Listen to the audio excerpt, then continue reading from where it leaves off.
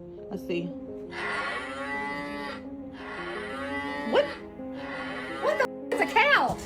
There ain't no fight video. Do you hear this?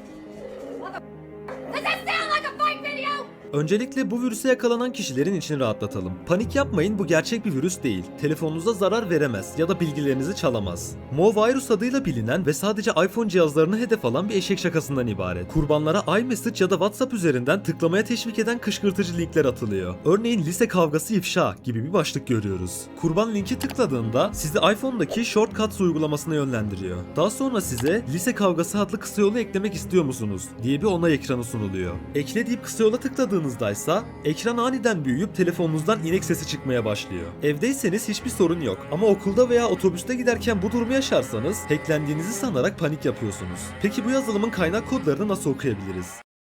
Normalde zararlı yazılımlar .exe veya .apk formatında olurken bu sadece bir Apple otomasyon dosyası. İnternetten bu kısa yolun indirme bağlantısını açıyorum. Shortcut ID'sinden önce API records ekleyerek indirme bağlantısının bulunduğu yeri açıyoruz. İndirmek için şu bağlantıyı kopyalayıp yeni sekmede açıyorum. Bize indirdiği dosyanın uzantısı olmasa da bunun bir Apple yapılandırma dosyası olduğunu biliyoruz. İnternetten online bir property list görüntüleyici açarak bu dosyayı yüklüyorum. Eklentinin yaptığı işlemleri şuradaki Workflow Actions kısmında bulacağız. Burayı genişlettiğimiz zaman 21 tane aşağıdan yukarıya doğru çalışan işlem görüyoruz. Birinci ve ikinci işlem önemsiz olduğu için geçiyorum. Ama üçüncü işlem renk işlemiyle alakalı bir şey. Burada parametrelerde operasyonun turn, state'in 1 ayarlandığını görüyoruz. Bu işlem cihazın renk filtresini açmaya çalışıyor. Daha sonra zoom, invert ve başka bir invert ve altında metin boyutlarını 3 ekstra large ayarlayarak cihazınıza bozulmuş görünüm kazandırıyor. Bu işlem Bluetooth.set ile on value 0 yaparak Bluetooth'u kapatıyor. Cihazınız bir kulaklığa bağlıysa sesi dışarı vermek amacıyla yapılıyor. Altında uçuş modunu kapatıyor. Ve şurada gördüğünüz repeat işlemi,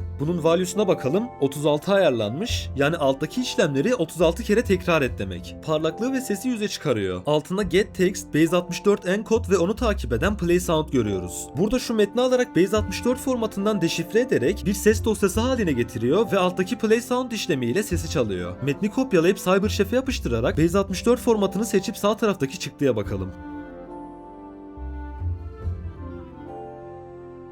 Otomatik MP3 dosyası olduğu tespit edilmiş. Kaydedip açalım bakalım gerçekten o ses mi?